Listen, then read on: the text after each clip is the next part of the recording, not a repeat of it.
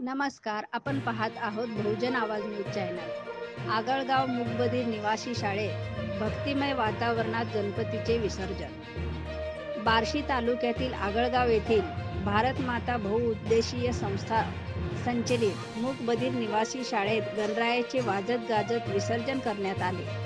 दिनांक 27 ऑगस्ट रोजी मंगलमय वातावरणात गणपतीची स्थापना करण्यात आली.